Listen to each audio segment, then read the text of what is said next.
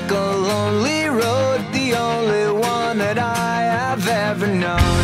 Don't know where it goes, but it's only me and I walk alone.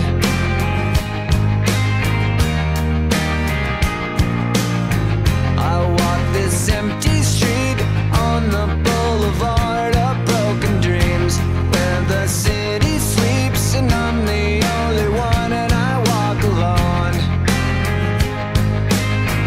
I walk alone, I walk alone.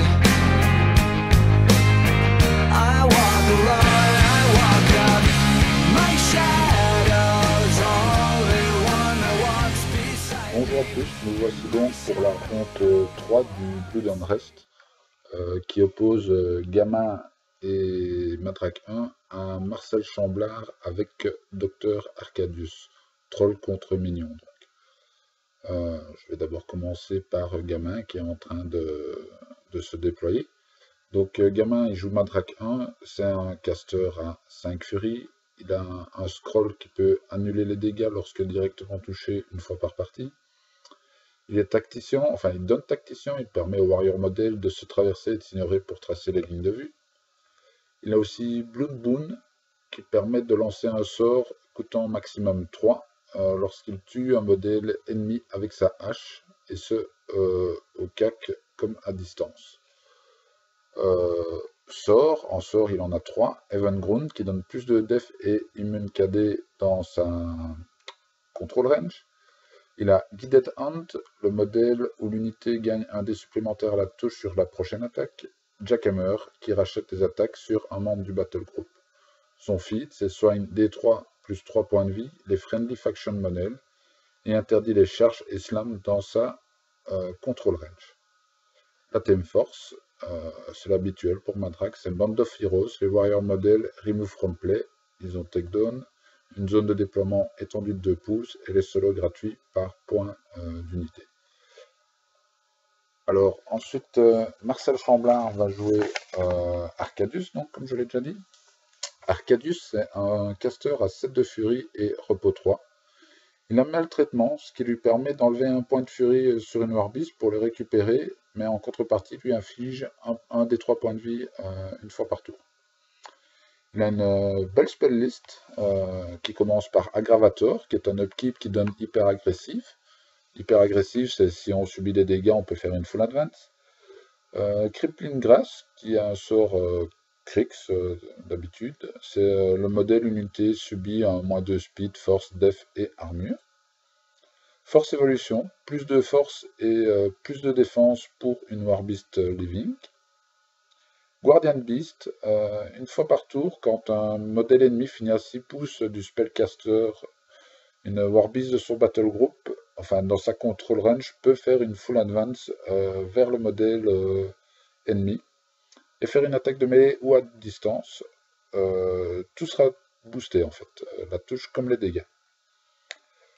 Sinon il a aussi Primal Shock. Primal Shock, c'est on choisit une Warbeast dans sa control range et elle devient le point d'origine d'un sort sur une figurine à 8 pouces de cette Warbeast. Et la peau du sort est égale à la force de la Warbeast. Sinon, il y a aussi Psychosurgery. C'est chaque modèle dans sa control range est soigné de D3 plus 1, et ce, une fois par tour. Son feat, les Warbeasts du battle group frenzy immédiatement. Et la cible du Frenzy peut être choisie par le contrôleur si elle se trouve dans la control range d'Arcadius. Les Warbeasts peuvent Frenzy et s'activer derrière, ou s'activer et puis Frenzy. Ça, c'est au choix de Marcel pour cette partie.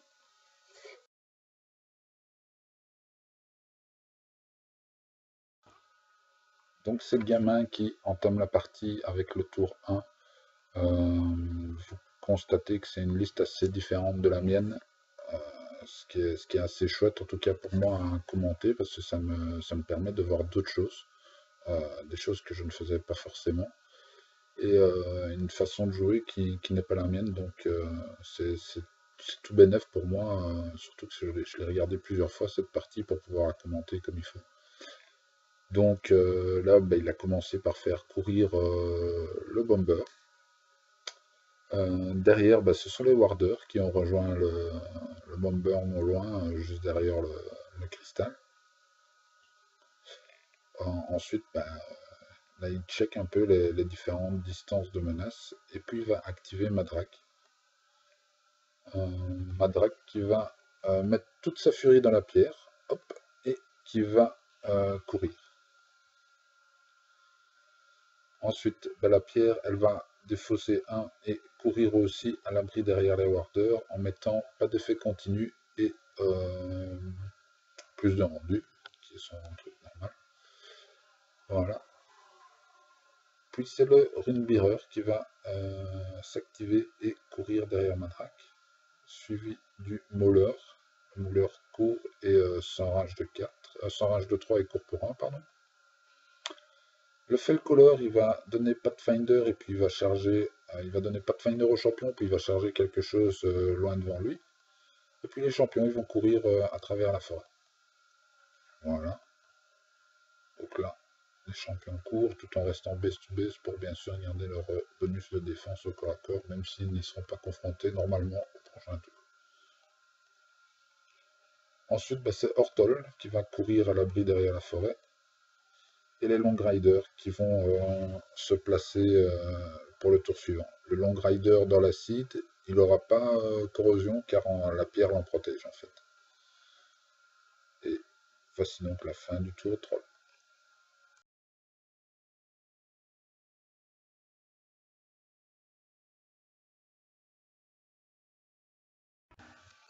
Et donc le premier tour des Mignons de Marcel Chambard va commencer.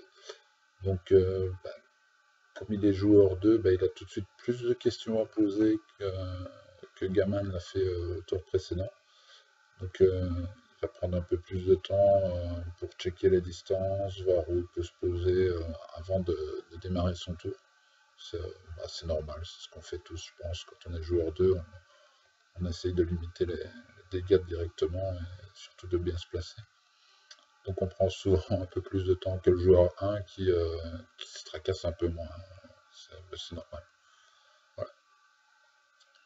Donc toute une série de mesures qui vont finir par une activation de Scarrat, voilà, qui se met hors de portée des champions en courant. Et il s'enrage de 1. Derrière, Dahlia va avancer un petit peu et elle va se caster Haunting Melody. Ce qui fait que dans sa control range, un living model ennemi ne peut donner ou recevoir un dort et ne peut cibler Dahlia avec une attaque de mêlée ou à distance. Donc c'est plutôt pas mal. Le Misspeaker, il va avancer et il va donner guidance au Gunbor. Guidance, en fait, c'est Ailess Sight, plus magique. En fait, c'est parce que la tranchée, c'est un effet de nuée qui met le feu continu. Du coup, le Gunbor, il s'avance et il peut voir de l'autre côté de cette tranchée. Il va prendre un tir sur le Long Rider, mais il lui fera, même s'il le touche, il lui fera 0 dégâts. Derrière, donc oui, il a tiré. Alton Ashley va courir derrière la tranchée à l'abri, sans passer dedans. Le Roadhog, voilà, je suis revenu. Donc le Roadhog là, il s'active et il court juste à côté de Scarrat. Le Warhog va courir de l'autre côté de l'obstruction, voilà. Il va être suivi par un autre Warhog qui va se mettre juste à côté. Et ensuite, c'est le docteur Arcadius qui va s'avancer derrière. Donc en fait, comme ils sont l'un à côté de l'autre, comme ça, il est bien caché. Il va caster Force Évolution sur le Warrock qui a un petit bout de socle sur la réglette. Il va aussi caster Guardian Beast et il va ensuite laisser Tark jouer qui va faire une auxiliary attack sur le Gunbor qui cette fois-ci va faire quelques dégâts sur le Long Rider. Marcel est plus efficace à 2D qu'à 3 sur cette action-là. Derrière, il va encore faire courir à peu près tout, les Bone Grinder, l'autre Battlebore. Orin va se mettre stealth derrière Arcadius et le Rodog va courir et le Gorax faire pareil.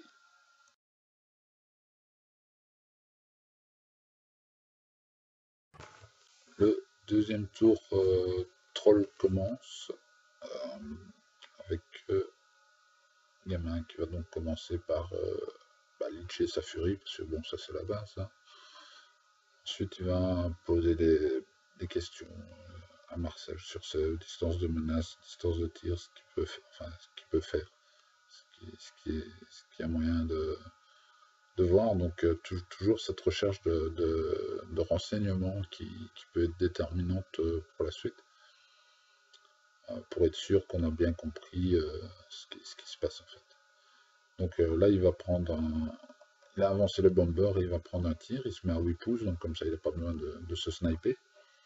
Bon, le premier tir va rater, il va dévier mais il fera rien du tout. Son deuxième tir est boosté par contre, boosté à la touche, il l'avait déjà fait la première fois, il rebooste donc, il va booster aux dégâts et il va faire 9 points dans le 3 du Warrock qui a force évolution sur lui.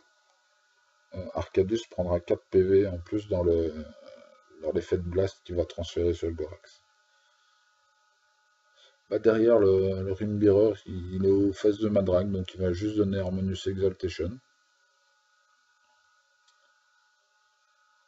Et ensuite, voilà. Les Warders ne s'activent pas encore. Non, ça c'est le Ring Bearer qui vient de bouger. Donc le Ring Bearer a fait ce que je viens de dire, il a donné Harmonious Exaltation. Et les Warders vont courir pour faire un bel écran juste derrière la forêt.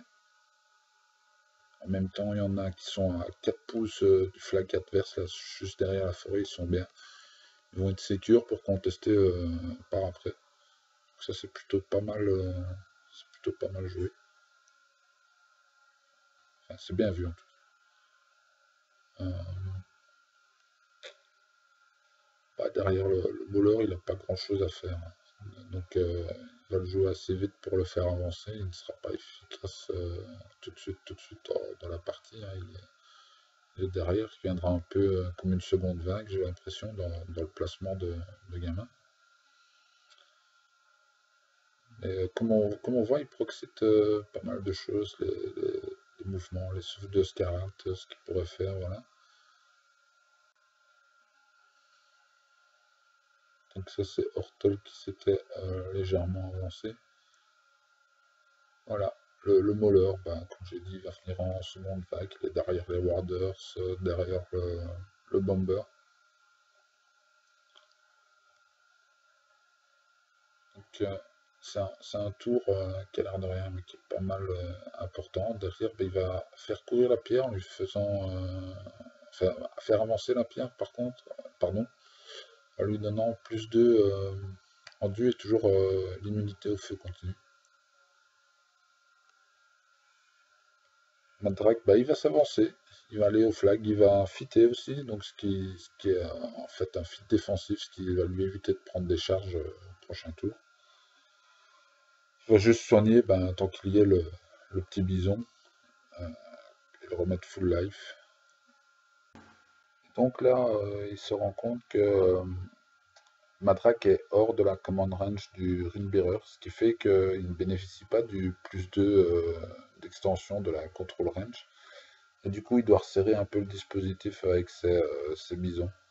Malgré tout, il les met tous dans la zone, ce qui lui permettrait de marquer un point si éventuellement Marcel ne contestait pas sur son tour. Et donc là, il mesure de l'autre côté pour placer les champions. Donc le Felcoller donne Pathfinder aux champions. Il va donc aussi les resserrer pour les laisser dans les 10 pouces de Madrag. Et ainsi que tout le monde bénéficie d'Ivan Grant.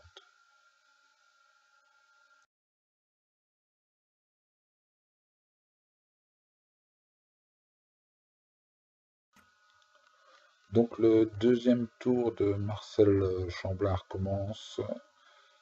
Il va d'abord prendre un long moment de réflexion sur savoir s'il part au KTC ou pas.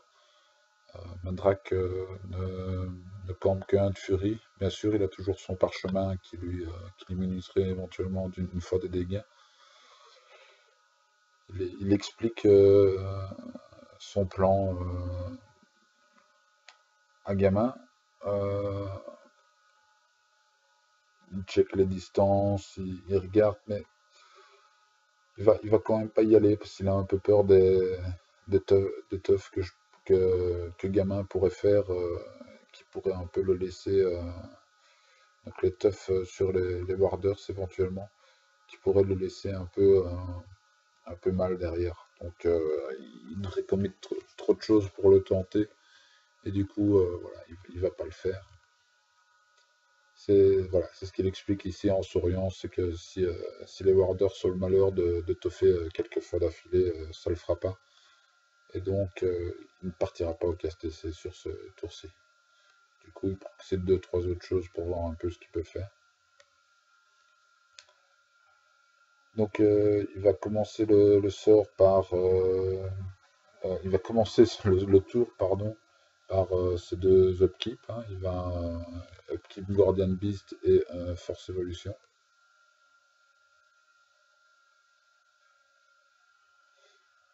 Donc là, donc, je vous ai dit, hein, il a pris énormément de temps pour réfléchir à ce qu'il allait faire et derrière, il va jouer un peu plus vite, enfin même très vite, je trouve. Enfin, bien, pas très vite, trop vite, mais bien, rapidement comme il le faut après avoir pris autant de réflexion. Et donc, il va faire enfin avancer le battle board qui va mettre Primal sur Scarrat. Scarrat qui va avancer et qui va nettoyer les warders juste devant lui. Donc il va, comme il gagne Overtake grâce à la Theme Force, il va pouvoir racheter sur les autres warders et il va finalement tuer le dernier warder. Enfin, il ne tuera pas le dernier warder, mais celui-ci est paralysé, donc il n'a plus qu'une def de 5. Ensuite, Arcadus va maltraiter Noirbeast pour récupérer un de Fury. Il va bouger et Crippling Grasp sur les Riders, booster, et puis il va se repositionner. Ce qui lui permet de retourner de nouveau un peu plus safe. Le Misspeaker, il va mettre Guided Hand sur le gunboard. On ne change pas une team qui gagne. Derrière, le gunboard va prendre un tir boosté qui fera 7 dégâts sur le bison. Alton va bouger et va achever le bison. Et derrière, le Rodok va avancer prêt pour sur 3 bisons, mais il n'en touchera qu'un. Le premier qui prendra 5 points de vie. Ensuite, Targ va avancer, va lui faire la même, mais il ne fera strictement rien comme dégâts. Alors de l'autre côté, c'est l'autre Roadhog qui va s'activer. Voilà, il va avancer légèrement, il va spray pour au travers de Scarrat pour choper un champion et le Warders. Le Warders qui a def 5 plus il est paralysé et le Warders qui va mourir, je pense. Oui, voilà. Le Warders qui meurt, mais le champion évitera la mort. Il ne prendra rien du tout. Le Warhawk va avancer base to base avec l'autre, voilà, pour masquer un peu Arcadius du Bomber. Orin va s'avancer, Smith Stills, et le Gorak avance, et ensuite passe la cloque.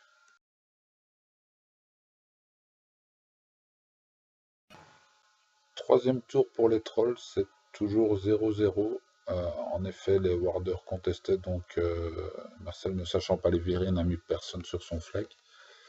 Et de l'autre côté, c'est Scarrat qui conteste alors que Mandrake est sur son flag.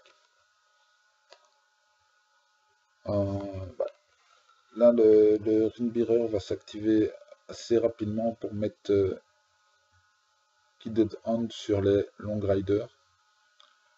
Avant, Gamin prend quelques minutes pour bien placer son tour. C'est quelque chose que je trouve que les deux joueurs font très très bien, c'est qu'ils prennent à chaque fois un petit peu de temps avant de démarrer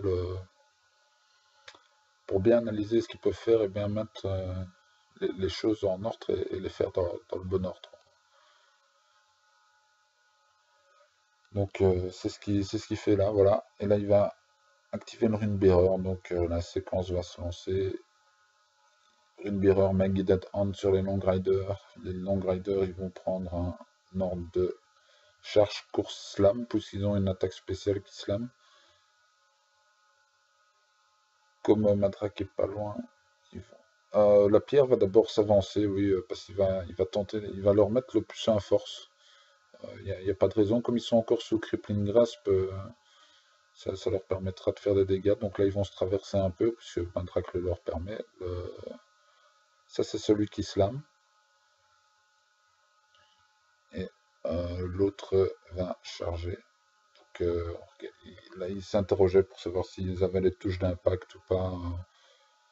Mais du coup, de toute façon, Gamin ne les fera pas parce que sinon il aurait eu les touches d'impact. Déjà, elles sont boostées par Hortol et du coup, il aurait eu 4D, ce qui ne lui servait à rien. Lui, ce qui l'intéressait, c'était de booster le slam pour être sûr en fait. Mais d'abord, il va faire l'attaque de charge avec l'autre bison qui va faire 9 PV au truc et ensuite il va le slammer dans son copain, le Roadhog. Non, donc il va slammer le Roadhog dans le Wardock et il va prendre encore quelques points de vie sur le collatéral. Derrière ça, c'est le Bomber qui. Donc les deux sont calés. Oui, il va faire une reposition. Donc là, je vais un peu plus vite que la musique. Il va faire une reposition dans la zone. Parce que maintenant, lui appartient.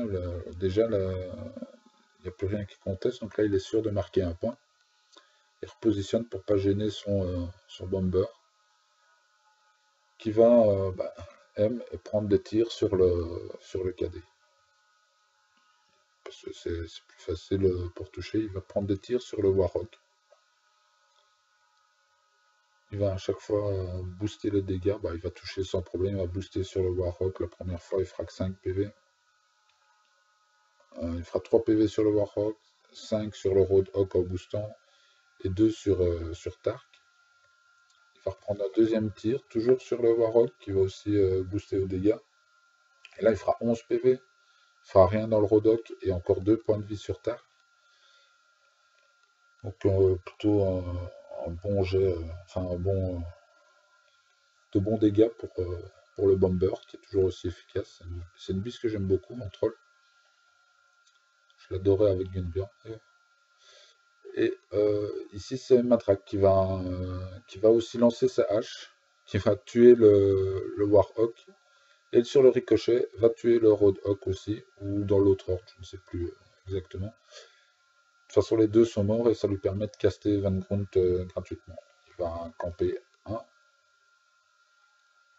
Derrière, de l'autre côté, le Felcoller va donner plus de en mat aux champions qui vont s'en aller charger Scarrat.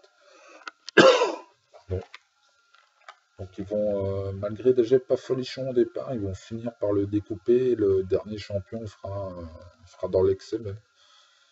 Puisqu'il tuera sans sa dernière attaque, juste sur l'attaque de charge, avec un jet assez élevé. Ensuite, Hortol, il va se replacer tout doucement dans la zone. Le Mauler, il va avancer un petit peu. Ouais. Donc il est proxité, là, le Mauler, là, on l'a remis un peu sur sa base, mais il va juste avancer un petit peu. Il est en seconde 20, comme on l'avait dit tantôt. Et voilà, on enlève la proxy, il va jouer le Mauler et les Warders vont se déplacer pour écranter Madrak d'une éventuelle tentative de KTC. Donc Gamin va marquer 1 sur ce tour. 1-0 pour les trolls.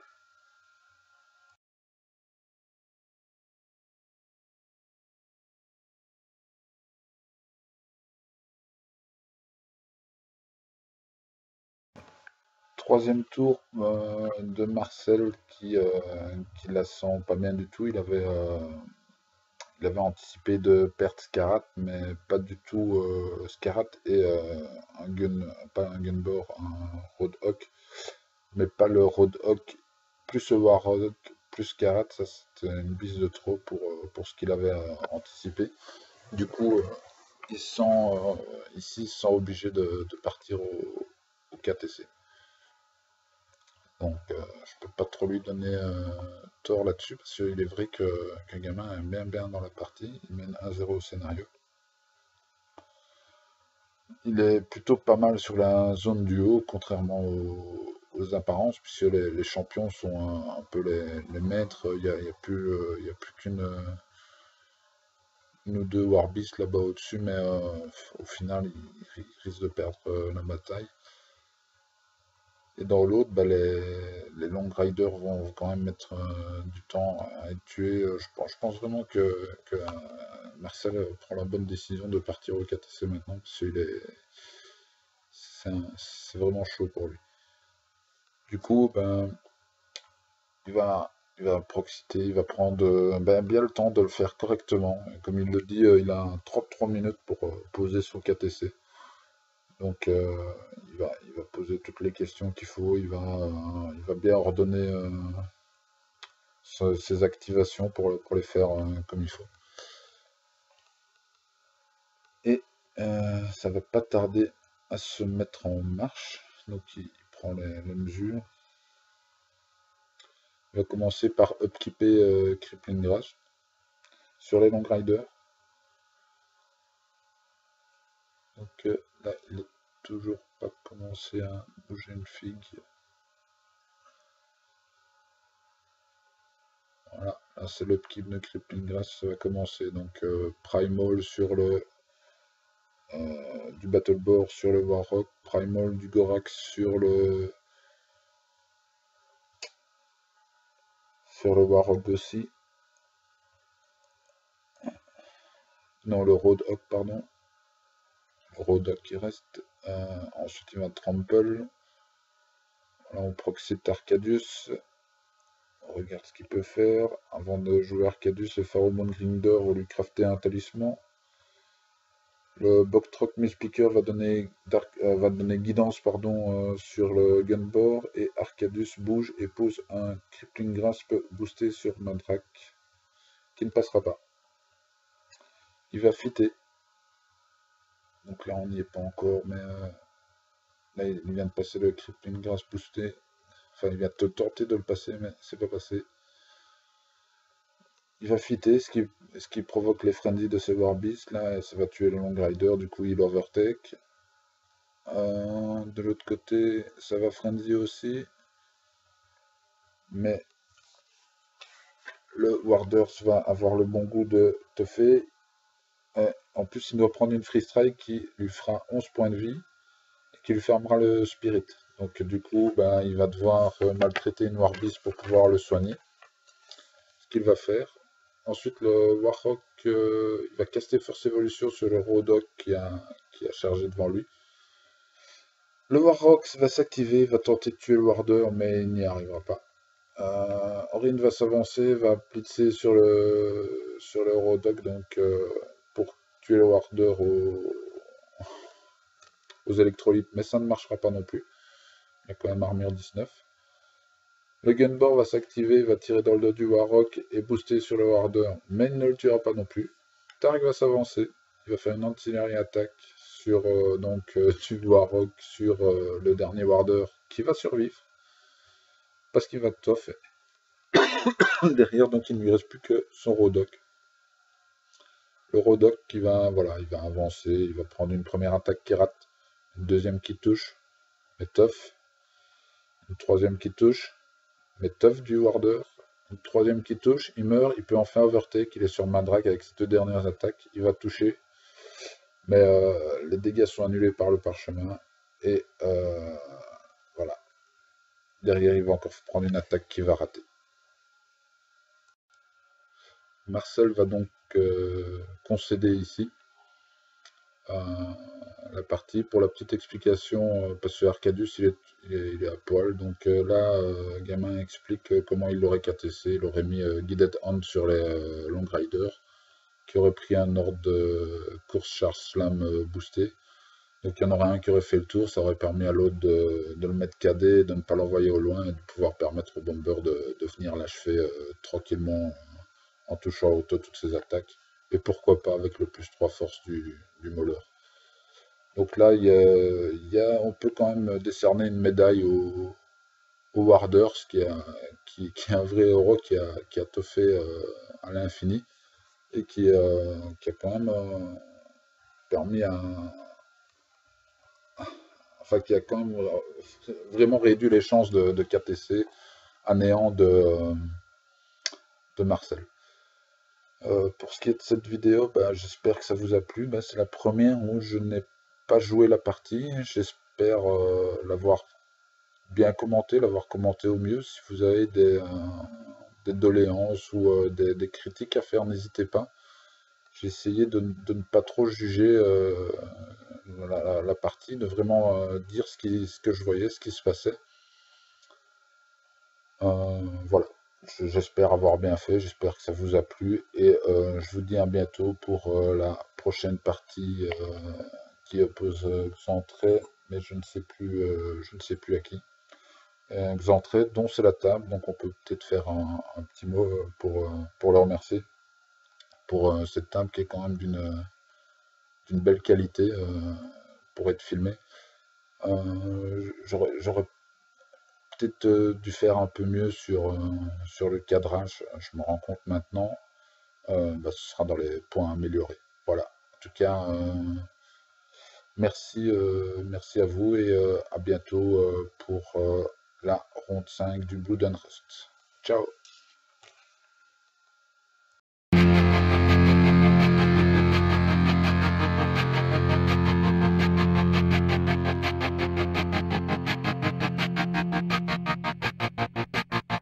I walk a lonely road, the only one that I have ever known. Don't know where it goes, but it's home to me, and I walk alone.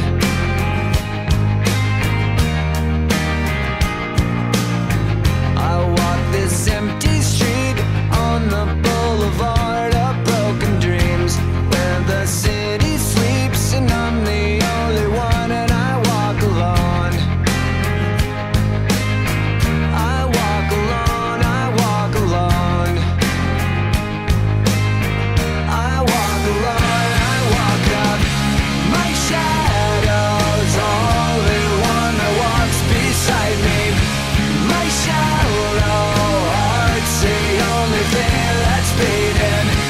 Sometimes I wish someone out there will find me. Till then I walk alone.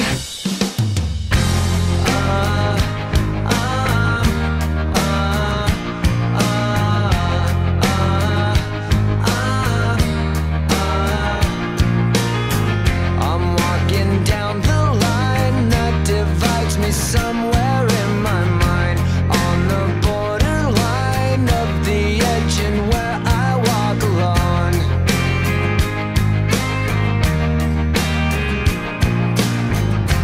Read between the lines what's fucked up and everything's alright. Check my vital signs and know I'm still alive, and I walk alone.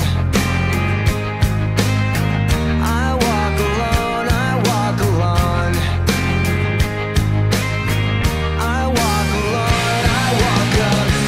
My shadow's only one that walks beside me. My shallow heart's the only thing that's beating. Sometimes I wish someone up there will find me. Till then I walk alone.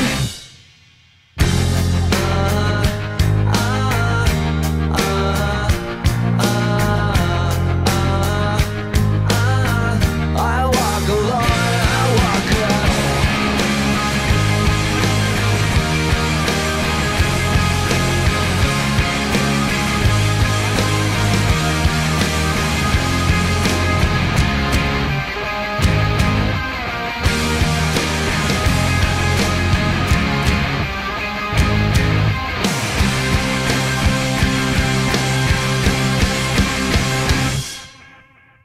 I walk this empty street on the boulevard of broken dreams, where the city sleeps and I'm the only one. And I walk up, my shadow's only one.